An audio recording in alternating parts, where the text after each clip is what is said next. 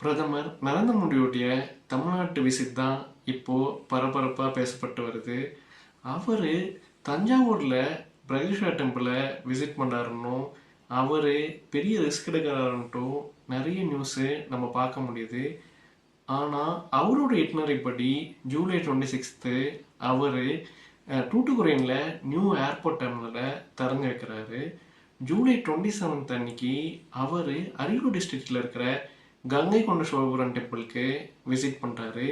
ஆடி திருவதிரையொட்டி ராஜேந்திர சோழனுடைய பிறந்தநாள் விழா மிக விமர்சனையாக சிறப்பாக கொண்டாடப்பட இருக்கு. அதுக்கு பங்கேற்கிறதுக்கு தான் பிரதமர் நரேந்திர மோடி அங்கே வருகை தராரு. மத்திய அரசு 23 27 வரைக்கும் மாபெரும் விழாவாக ராஜேந்திர சோழனுடைய பிறந்தநாளையும் அவருடைய மேரிடைம் எக்ஸ்பெடிஷனையும் அதேமாரி அந்த கோயில் கட்டி 1000வது ஆண்டு விழாவையும் முப்பெரும் விழாவாக செலிப்ரேட் பண்ணுறாங்க.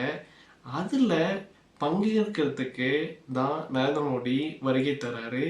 அவர் பிரகதீஸ்வரா டெம்பிளுக்கு விசிட் பண்ணுவாரா இல்லையான்ட்டு கன்ஃபார்மாக எந்த ஒரு தகவலும் இல்லை. உங்களுக்கு தெரிஞ்சால் கமெண்ட் பண்ணுங்கள்.